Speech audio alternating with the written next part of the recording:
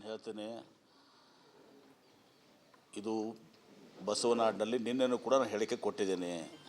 ಈ ರೀತಿ ಅಶ್ಲೀಲ ಪದಗಳಾಗಲಿ ತಾಯಿ ತಂದೆ ವಿಚಾರದಲ್ಲಿ ಮಾತಾಡೋದು ತಪ್ಪು ಅಂತ ಮಾತನ್ನು ಹೇಳಿದ್ದೀನಿ. ಯತ್ನಾಳ್ ಅವರು ಮೊಹಮ್ಮದ್ ಪೈಗಂಬರ್ ಅವ್ರ ಬಗ್ಗೆ ಮಾತನಾಡಿದ್ದು ದೊಡ್ಡ ತಪ್ಪು. ಅದು ಮಾತನಾಡಬಾರ್ದಾಗಿತ್ತು ಧರ್ಮಗುರುಗಳ ಬಗ್ಗೆ. ಎರಡನೇದಾಗಿ ನಾನು ನಿನ್ನ ಎಲ್ಲವನ್ನ ಇದನ್ನು ಹೇಳಿದ್ದೀನಿ, ವಿಜಯಪುರದಲ್ಲೇ ಹೇಳಿದ್ದೀನಿ, ನಿಮ್ಮ ಚಾನಲ್ಸ್ನಲ್ಲೂ ಕೂಡ ಭಾಳಷ್ಟು ಕಡೆ ಬಂದಿದೆ. ತದನಂತರ ಒಂದು ಸಭೆ ಆಯಿತು. ಆ ಪೈಗಂಬರ್ ಅವರು ಮಾತಾಡೋದು ಸ್ವಾಭಾವಿಕವಾಗಿ ಎಲ್ಲ ಮುಸ್ಲಿಂ ಸಮಾಜದವರು ಒಂದು ಸಭೆಯನ್ನು ಮಾಡಿದರು. ಆ ಸಭೆಯಲ್ಲಿ ಕೂಡ ಕೆಲವೊಂದು ಜನ ಇವತ್ತಿನ ದಿವಸ ಒಬ್ಬೊಬ್ಬರು ಭಾಳ ಅಶ್ಲೀಲ ಪದವನ್ನು ಬಳಸ್ಕೊಂಡ್ರು. ಅಲ್ಲಿನೂ ಕೂಡ ಅವ್ರು ಹೇಳಕ್ಕೆ ಬರೋದಿಲ್ಲ ನನಗೆ, ಭಾಳ ಅಶ್ಲೀಲ ಪದ ಬಳಸ್ಕೊಂಡ್ರು. ಆದರೆ ಮೂಲ ಕಾರಣಕರ್ತರು ಯಾರು? ಯತ್ನಾಳ್ ಅವರು. ಪೈಗಂಬರ್ ವಿಚಾರ ಮಾತಾಡಿದ್ರದಕ್ಕಂದ್ರೆ ಈ ಪ್ರಶ್ನೆ ಬರ್ತಿರಲಿಲ್ಲ, ಅವ್ರು ಹೋರಾಟ ಮಾಡೋದು ಪ್ರಶ್ನೆ ಬರ್ತಿರಲಿಲ್ಲ. ತದನಂತರ ಏನು ಯತ್ನಾಳ್ ಅವರು ಮಾತನಾಡಿದ್ದಾರೆ, ಅದು ನೀವು ಅಭಿವೃದ್ಧಿ ಬಗ್ಗೆ ಚಾಲೆಂಜ್ ಹಾಕಿರಿ, ಬೇರೆ ರೀತಿಯ ಸವಾಲು ಹಾಕಿರಿ. ಆರ ತಾಯಿ ತಂದೆ ಈ ಭಾಷೆ ಇವತ್ತಿನ ದಿವಸ ಬಸವನಾಡಿನಲ್ಲಿ ಬಸವಣ್ಣವರ ಜನ್ಮ ಕೊಟ್ಟಂಥ ಸ್ಥಳ ವಿಜಯಪುರ ಜಿಲ್ಲೆ, ಸಿದ್ದೇಶ್ವರ ಸ್ವಾಮೀಜಿಯವರಿದ್ದಂಥ ಜಿಲ್ಲೆ, ಅಲ್ಲಿ ಇದು ಸರಿಯಾದದಂತಲ್ಲ. ಎರಡನೇದಾಗಿ ನಾನು ಕೂಡ ಗಮನಿಸಿದೆ, ಶಿವಾನಂದ ಪಾಟೀಲ್ರು ಹೇಳುವಾಗ ಎಂ ಬಿ ಪಾಟೀಲ್ರು ಜಿಲ್ಲಾ ಉಸ್ತುವಾರಿ ಸಚಿವರು ಬರಬೇಕಾಗಿತ್ತು, ಅವ್ರು ಬರ್ತಾರಂತ ನಾನು ತಿಳ್ಕೊಂಡಿದ್ದೆ ಅಂಥೇಳಿ.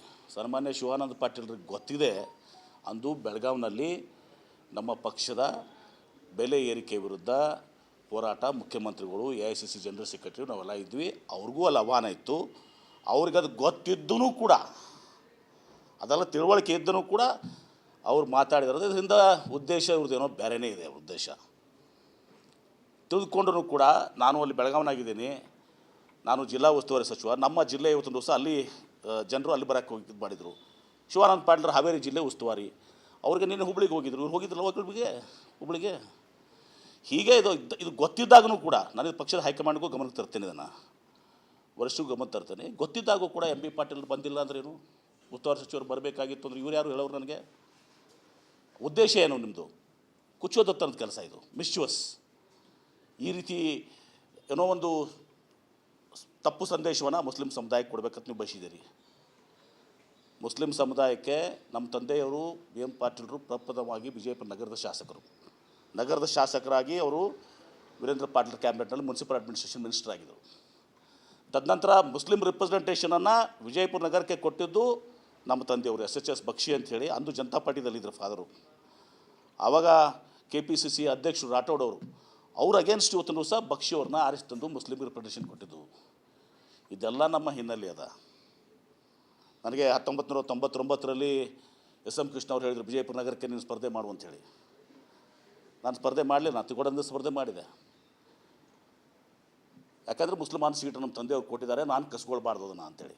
ಆವಾಗ ನಮ್ಮ ಹಿರಿಯವರೊಬ್ಬರು ಮೊಹಮ್ಮದ್ ಪೀರ್ ಅವ್ರಿಗೆ ನಾನು ಮಾತನಾಡಿದೆ, ಅವ್ರು ಹೇಳಿದ ಬೇಡ ಅಂತ ಹೇಳಿದರು. ಆ ಎಲೆಕ್ಷನ್ ನಾನು ಸೋತೆ, ಆ ಮಾತು ಬೇರೆ. ಆಮೇಲೆ ಇವ್ರು ಹೇಳ್ತಾರಲ್ಲ, ಇವ್ರು ಹಿಂದೆ ಯತ್ನಾಳ್ ಬಸವನಗೌಡರಿಗೆ ಕಲಿಸಿದ್ದೇ ಕೆಲವೊಂದು ಜನ, ನಾನು ಅವ್ರ ಹೆಸರು ಹೇಳಕ್ಕೆ ಬಯಸೋದಿಲ್ಲ. ಯತ್ನಾಳ್ ಬಸವನಗೌಡರಿಗೆ ಹಿಂದೆ ಹಾಡಿ ಹೊಗಳುವಂಥದ್ದು, ನನ್ನ ಹಿಂದೆ ಅವರೇ ಒಂದು ತಮ್ಮದೇ ಪಕ್ಷ ಮೂರು ಒಂದೇ ಪಕ್ಷದಾಗಿದ್ದಾಗ ಹಾಡಿ ಹೊಗಳಿದ್ದಾರೆ. ಎಂ ಬಿ ಪಾಟೀಲ್ರು, BLD ಸಂಸ್ಥೆ, ಕುಟುಂಬ ರಾಜಕಾರಣ, ಇದೆಲ್ಲ ಹಳೇದಾಗಿದ್ದಾವೆ.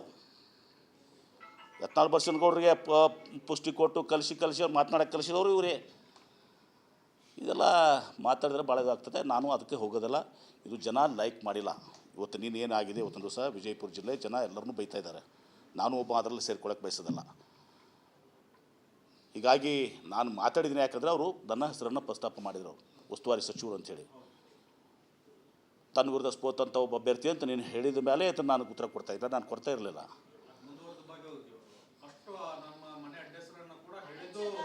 ಅದೆಲ್ಲ ಹಿಂದೆ ಭಾಳಷ್ಟು ಆಗಿ ಹೋಗಿದ್ದಾವೆ. BLD ಸಂಸ್ಥೆ, MB ಪಾಟೀಲು, ಕುಟುಂಬ ರಾಜಕಾರಣ, ಭಾಳಷ್ಟೆಲ್ಲ ಹಿಂದೆ ಯತ್ನಾಳ್ ಅವರು, ಅವರ ಸ್ನೇಹಿತರು ಅಂದು ಎಲ್ಲ ಆಗಿ ಹೋಗಿದ್ದಾವೆ. ಆ ಪರಿಸ್ಥಿತಿ ಟೈಮ್ನಾಗ ಏನೇನೋ ಎಲ್ಲನೂ ಆಗಿದ್ದಾವೆ. ಎಲ್ಲವನ್ನು ಮಾತಾಡಿದ್ರೆ ಭಾಳ ದೊಡ್ಡ ಹಿಸ್ಟ್ರಿ ಆಗ್ತದೆ, ಅದು ಬೇಡ. ಈಗ ಇಲ್ಲಿಗೆ ಅದನ್ನು ಮುಕ್ತಾಯಗೊಳಿಸ್ಬೇಕಂತಂದಿದೆ. ನಮ್ಮದೇನಿದೆ ಇವತ್ತಿನ ದಿವಸ ನನ್ನ ಹೆಸರು ಪ್ರಸ್ತಾಪ ಮಾಡಿಸಿದ್ದಕ್ಕೆ ಇವತ್ತಿನ ದಿವಸ ಇದರಲ್ಲಿ ನಾನು ಪಕ್ಷದ ಹೈಕಮಾಂಡಿಗೆ ಗಮನಕ್ಕೆ ತರ್ತೇನೆ. ಪಕ್ಷದ ಅಧ್ಯಕ್ಷರು ತರ್ತೀನಿ, ಮುಖ್ಯಮಂತ್ರಿಗಳು ತರ್ತೀನಿ, ಹೈಕಮಾಂಡ್ಗೆ ತರ್ತೀನಿ. ನನ್ನ ಹೆಸರಾಗಿ ತರಕ್ಕೆ ಹೋಗಿದ್ರಿ. ನಿಮ್ಮ ಉದ್ದೇಶ ಏನೋ ಇರ್ಬೋದು, ಮುಸಲ್ಮಾನರಿಗೆ ನೀವು ಇದು ಮಾಡಿ ನಿಮ್ದೇನೋ ಒಂದು ಉದ್ದೇಶ ಇರಬೇಕು, ಅಥವಾ ಎಂ ಬಿ ಪಾಟೀಲ್ನ ಮುಸಲ್ಮಾನರ ಮುಂದೆ ಕೆಟ್ಟ ಮಾಡುವಂಥ ಉದ್ದೇಶ ಇರ್ಬೋದು. ಮತ್ತು ನಿಮ್ಮ ಆಶೆ ವಿಜಯಪುರ ನಗರಕ್ಕೆ ಸ್ಪರ್ಧೆ ಮಾಡೋದು, ಅದರ ಸಲುವಾಗಿ ನೀವು ಇದನ್ನು ಈ ಮಾತನ್ನು ನೀವು ಆಡಿರ್ಬೋದು. ನಿಮ್ಮ ಸ್ವಾರ್ಥಕ್ಕಾಗಿ ನನ್ನ ಯಾಕೆ ತರ್ತೀರಿ ಇದರಲ್ಲಿ?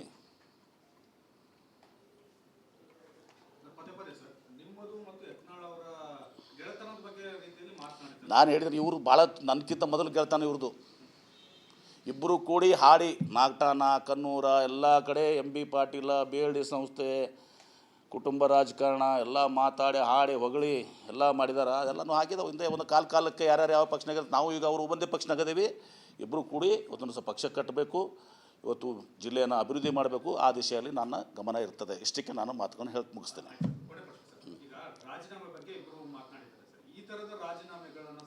ಅದು ಆ ರಾಜೀನಾಮೆಗಳ ಬಗ್ಗೆ ನೀವು ಸ್ಪೀಕರ್ ಅವ್ರು ಕೇಳಿ ಮತ್ತು ಅವ್ರಿಗೆ ಕೇಳಿ. ರೈಟ್, ರಾಜೀನಾಮೆ ಕೊಟ್ಟವ್ರು ಕೇಳಿ, ಸ್ಪೀಕರ್ ಅವ್ರು ಕೇಳಿ. ಆಮೇಲೆ ಅವತ್ತು ನಾನು ಮುಸ್ಲಿಂ ಸಮುದಾಯಕ್ಕೆ ನಾನು ಪ್ರೊಟೆಸ್ಟಿಗೆ ನಾನು ಹೋಗಿರಲಿಲ್ಲ. ಅದು ಹಿಂದಿನ ದಿವಸ ಎಲ್ಲ ಮುಸ್ಲಿಂ ಬಾಂಧವ್ರ ಕಡೆ ಬಂದುಬಿಟ್ಟಾಗಿ ಅವ್ರು ಹೇಳಿದ್ದೀನಿ. ಅವ್ರು ತಿಳಿಸಿ ಹೇಳಿ, ನಾನು ನಾಳೆ ಇರಬೇಕಾಗ್ತದೆ ಅಲ್ಲಿ. ಸುರ್ಜಾವಾಲ್ ಅವರು AS ಜನರಲ್ ಸೆಕ್ರೆಟರಿ ಬರ್ತಿದ್ದಾರೆ, CM ಅವ್ರು ಬರ್ತಾರೆ, ನಾನು ಅಲ್ಲಿ ಇರ್ತೀನಿ ಅಂತ ಹೇಳಬೇಕಾಗಿದೆ, ಹೇಳಿ ಹೋಗಿದ್ದೀನಿ. ಅಷ್ಟೇ ಅಲ್ಲ, ನಮ್ಮ ಸಹೋದರ ಸುನೀಲ್ ಪಾಟೀಲ್ MLC ಅವ್ರನ್ನ ಫಂಕ್ಷನ್ಗೆ ಅವ್ರನ್ನ ಅಟೆಂಡ್ ಮಾಡೋಕ್ಕೆ ಹಚ್ಚಿದ್ದೀನಿ. ನನ್ನ ಸಹೋದರ ಕಾಂಗ್ರೆಸ್ನಾಗೆ ಅದಾನ. ಬೇರೆಯವ್ರ ಥರ ನನ್ನ ಒಬ್ಬ ಸಹೋದರ ಒಂದು ಪಕ್ಷ, ಇನ್ನೊಬ್ಬ ಸಹೋದರ ಒಂದು ಪಕ್ಷ, ಕುಟುಂಬದವ್ರು ಬೇರೆ ಬೇರೆ ಪಕ್ಷ, 4 ಮಂದಿ ಈ ಕಡೆ 4 ಮಂದಿ ಆ ಕಡೆ. ನಮ್ಮ ಮನೇಲಿಲ್ಲ. ನಮ್ಮ ಮನೇಲಿ ಇರೋದೇ ಇಬ್ಬರೇ. ನಮ್ಮ ಬ್ರದರ್ ಒಂದು ಪಾರ್ಟಿ, ನಾನು ಒಂದು ಪಾರ್ಟಿ ಅಂತಿಲ್ಲ. ಅವನು ಕಾಂಗ್ರೆಸ್ನಲ್ಲಿದ್ದಾನೆ MLC, ನಾನು ಕಾಂಗ್ರೆಸ್ನಿಂದ ಶಾಸಕನಾಗಿದ್ದೀನಿ, ಸಚಿವನಾಗಿದ್ದೀನಿ. ಅವ್ರಿಗೆ ಕಳಿಸಿದ್ದೀನಿ. ನಾನು ಇಟ್ಟನ್ನು ಬಿಟ್ಟು ಇದನ್ನು ಮಾತಾಡುವಂಥದ್ದು, ಇದು ನಾನು ಇದನ್ನು ಮಾತಾಡುವಂಥ ಪ್ರಶ್ನೆನೇ ಬರ್ತಿರಲಿಲ್ಲ. ಇದನ್ನು ಅನವಶ್ಯಕವಾಗಿ ನನಗೆ ಹೇಳಿ ತಂದಿದ್ದಾರೆ. ನನಗೆ ಹೇಳಿ ತಂದು ಸಹ ಅವ್ರ ಉದ್ದೇಶ ಏನಿತ್ತು? ಇದು ಒಳ್ಳೆಯ ಉದ್ದೇಶ ಅಂತೂ ಅಲ್ಲ ನನಗನ್ನಿಸ್ತದೆ.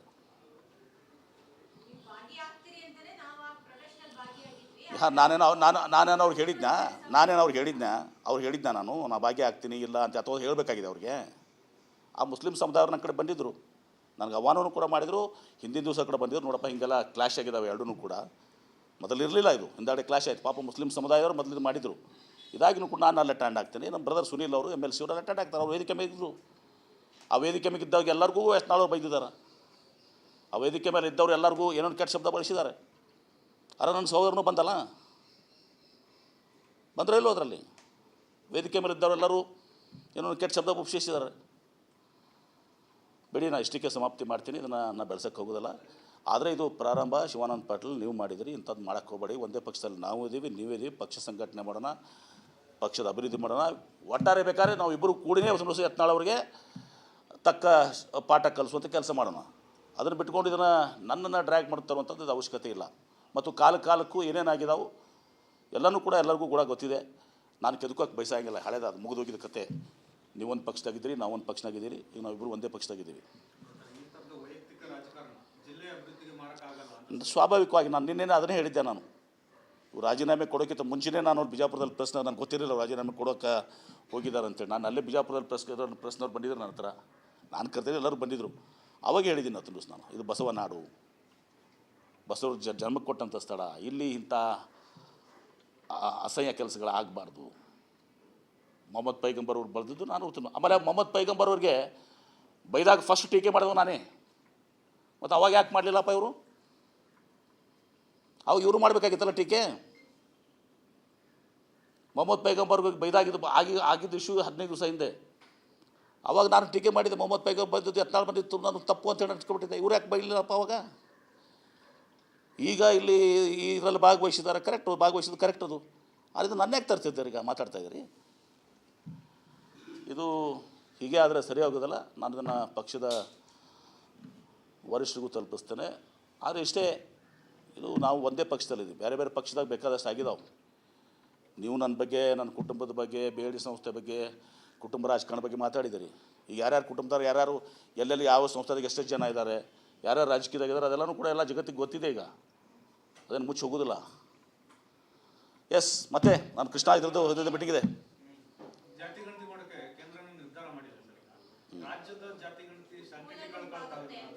ನೋಡಿ, ರಾಜ್ಯದ ಜಾತಿ ಗಣತಿಯಲ್ಲಿ ಕೇಂದ್ರದ ಜಾತಿ ಗಣತಿ ಡಿಕ್ಲೇರ್ ಮಾಡಿದ್ದಾರೆ, ನಾವು ಸ್ವಾಗತ ಮಾಡ್ತೀವಿ.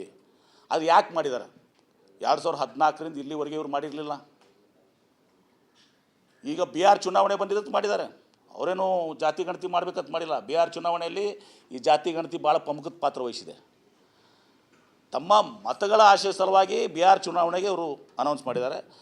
ಮತ್ತು ನಾವೊಂದು ಸ್ವಾಗತ ಮಾಡ್ತೀವಿ. ಆದರೆ ಅದು ಕಂಡೀಷನಲ್ಲಿ ಏನಿದೆ ಅಂದರೆ ನಮ್ಮದು 6 ತಿಂಗಳಲ್ಲಿ 1 ವರ್ಷದಲ್ಲಿ ಅದು ಜಾತಿ ಗಣತಿ ಮುಗಿಬೇಕು.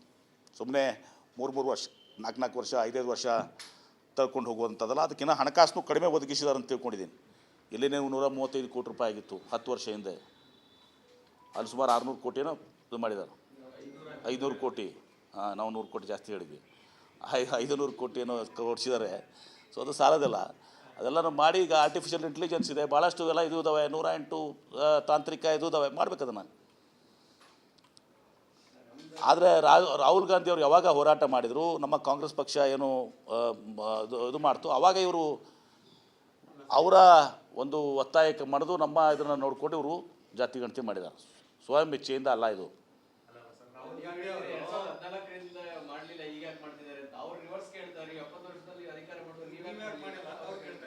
ನೋಡಿ, ಈಗ ನಾವು ಈಗ ಪ್ರಸ್ತುತ ಬಂದಿದ್ದಾಗ ಇಲ್ಲಿ ನಾವು ಮಾಡ್ತಾ ಇದ್ದೀವಲ್ಲ, ಈಗ ನಾವು ಹೇಳಿದ್ದೀವಿ ಹೌದಪ್ಪ ನಾವು ಮಾಡಿಲ್ಲ, ನೀವು ಮಾಡಿದ್ದೀರಾ?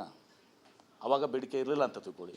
ಈಗ ಭಾಳ ಬೇಡಿಕೆಗಳಿದಾವೆ. ಹಿಂದೆ ಮಂಡಲ್ ಕಮಿಷನ್ ಎಲ್ಲ ಆಗಿ ಹೋಗಿದ್ದಾವಲ್ಲ, ನಾವು ಆಗಿಲ್ವ ಹಿಂದೆ? ಹೀಗಾಗಿ ಮತ್ತು ನಮ್ಮ ಗಮನಾರ್ಹ ಒಂದು ಇದು ಅಂದರೆ ಅದು ಜಾತಿ ಸಮೀಕ್ಷೆಯಲ್ಲಿ ಕೇಂದ್ರದಲ್ಲಿ ಆರ್ಥಿಕ ಮತ್ತು ಸಾಮಾಜಿಕ ಶೈಕ್ಷಣಿಕ ಇದಾಗೋದಲ್ಲ, ಬರೀ ಜಾತಿ ಸಮೀಕ್ಷೆ ಆಗ್ತದೆ ಪ್ಲೇನು. ಇಲ್ಲಿ ನಾವು ಮಾಡಿರುವಂಥದ್ದು ಆರ್ಥಿಕ ಸಾಮಾಜಿಕ ಶೈಕ್ಷಣಿಕ ಸಮೀಕ್ಷೆ ಎಲ್ಲನೂ ಕೂಡ ಆಗಿದೆ. ಅದರಲ್ಲಿ 9ನೇ ತಾರೀಕಿಗೆ ನಾವು ಕ್ಯಾಬಿನೆಟ್ ಇದೆ, ಕ್ಯಾಬಿನೆಟಲ್ಲಿ ಹೇಳ್ತೇನೆ. ನೋಡಿ, ನಾವು ಇದನ್ನು 9ನೇ ತಾರೀಕಿಗೆ ಕ್ಯಾಬಿನೆಟ್ ಇದೆ, ಕ್ಯಾಬಿನೆಟ್ನಲ್ಲಿ ಚರ್ಚೆ ಮಾಡ್ತೀವಿ. 7 ಜನ ಸಚಿವರು, ಖಂಡ್ರೆ ಅವರು, ಶಿವಾನಂದ ಪಾಟೀಲ್ರು, ಲಕ್ಷ್ಮೀ ಹೆಬ್ಬಾಳ್ಕರ್ ಅವರು, ದರ್ಶನಾಪುರ್ ಅವರು, ಶರಣ್ ಪ್ರಕಾಶ್ ಪಾಟೀಲ್ರು, ಖಂಡ್ರೆ ಅವರು, ಎಲ್ಲರೂ ನಾವು ಕೂಡ ಮಾತಾಡಿ ಹಿಂದೆನೂ ಮಾತಾಡಿನೇ ಹೋಗಿದ್ದೀವಿ. ನಾವು ಒಂದೇ ವಾಯ್ಸ್ ಇದೆ ನಮ್ಮದು. ಮಾಡಿ ನಮ್ಮದಿಷ್ಟೇ ನಮಗಾಗಿರುವಂಥದ್ದು ಏನು ತಾಂತ್ರಿಕ ಸಮಸ್ಯೆಗಳಿದ್ದಾವೆ, ಅಲ್ಲಿ ಇಲ್ಲಿ ಒಡೆದು ಹೋಗಿದ್ದಾವೆ, ಎಲ್ಲನೂ ಕೂಡಿಸಿ ಕೌಂಟ್ ಮಾಡಿ ಅಂತಂದರೆ ಅದು ಯಾವ ಥರ ಮಾಡೋಕ್ಕೆ ಬರ್ತದೆ. ಅದಕ್ಕೆ ಸಮಸ್ಯೆಗಳು ಭಾಳಷ್ಟು ಇದ್ದಾವೆ. ಅದನ್ನು ಕ್ಯಾಬಿನೆಟ್ನಲ್ಲಿ ಕ್ಯಾಬಿನೆಟ್ನಲ್ಲಿ ಅದನ್ನು ಮಾತಾಡ್ತೀವಿ. ಮತ್ತು ಇನ್ನೂ ಉಳಿದ ವಿಚಾರಗಳು ಏನಿದಾವಲ್ಲ ಅದನ್ನು ನಾವು ನಮ್ಮ ಸಮಾಜದ ವೇದಿಕೆಯಲ್ಲಿ ಮಾತಾಡ್ತೀವಿ. ಆದರೆ ನಾವು ಬಸವಣ್ಣವರ ಹಿನ್ನೆಲೆಯಿಂದ ಬಂದಂಥವ್ರು. ಕೇವಲ ನಾವು ಲಿಂಗಾಯತರ ಅವ್ರಿಗೆಷ್ಟೇ ನ್ಯಾಯ ಸಿಗಬೇಕಂತಲ್ಲ, ನಾವು ಎಲ್ಲರಿಗೂ ಕೂಡ ಹಿಂದುಳಿದ್ರಿಗೂ ನ್ಯಾಯ ಸಿಗಬೇಕು, ದಲಿತರಿಗೂ ಸಿಗಬೇಕು, ಮುಸಲ್ಮಾನರಿಗೂ ಸಿಗಬೇಕು. ಮತ್ತು ಅದ್ರ ಎಲ್ಲಕ್ಕಿಂತ ಮಹತ್ವವಾಗಿ ಸಣ್ಣ ಸಮುದಾಯಗಳಿದಾವೆ. ಕುಂಬಾರ, ಕಮ್ಮಾರ, ಪತ್ತಾರ, ಉಪ್ಪಾರ, ಮಾಲ್ಗಾರ, ಶೌರಿಕರು, ಗೊಲ್ಲ, ಇಂಥ ಸಣ್ಣ ಸಮುದಾಯಗಳು ಭಾಳಷ್ಟು ಇದ್ದಾವೆ. ಅವ್ರನ್ನ ಯಾರೂ ಮಾತಾಡ್ಸೋರಿಲ್ಲ. ಅವ್ರಿಗೂ ಕೂಡ ಸೂಕ್ತವಾದಂಥ ನ್ಯಾಯ ಸಿಗಬೇಕು. ಅದು ನಮ್ಮ ಉದ್ದೇಶ, ನಮ್ಮ ಮುಖ್ಯಮಂತ್ರಿಗಳ ಉದ್ದೇಶನೂ ಕೂಡ ಅದೇ. ಥ್ಯಾಂಕ್ ಯು, ಧನ್ಯವಾದಗಳು.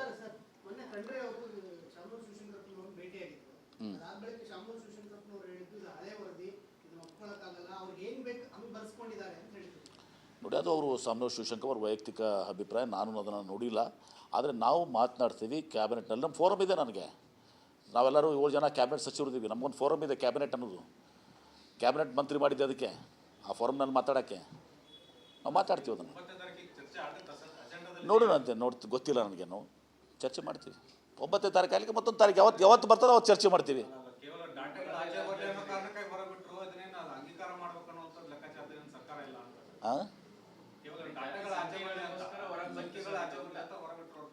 ಹಾಗೆಲ್ಲ ನಮ್ಮ ಮುಖ್ಯಮಂತ್ರಿಗಳು ಭಾಳ ಕಮಿಟೆಡ್ ಇದ್ದಾರೆ. ಒಳ್ಳೇದು ಮಾಡಬೇಕು, ಎಲ್ಲ ಸಮುದಾಯಗಳಿಗೆ ಮಾಡಿದ್ದಾರೆ. ನಮ್ಮ ಮುಖ್ಯಮಂತ್ರಿಗಳ ಬದ್ಧತೆ ಯಾರೂ ಪ್ರಶ್ನೆ ಮಾಡುವಾಗೆ ಇಲ್ಲ. ಬಸವ ತತ್ವ ಮೇಲೆ ಅಪಾರವಾದಂಥ ನಂಬಿಕೆಯನ್ನು ಇಟ್ಕೊಂಡಂಥವ್ರು, ಎಲ್ಲರಿಗೂ ಒಳ್ಳೇದಾಗಬೇಕು ಅಂತ ಇಟ್ಕೊಂಡಂತ ಮಾಡಿದಂಥದ್ದು ನಮ್ಮ ಮುಖ್ಯಮಂತ್ರಿಗಳ ಬಗ್ಗೆ ಈ ವಿಚಾರದಲ್ಲಿ ಯಾರೂ ಕೂಡ ಪ್ರಶ್ನೆ ಮಾಡಲಿಕ್ಕೆ ಸಾಧ್ಯ ಇಲ್ಲ.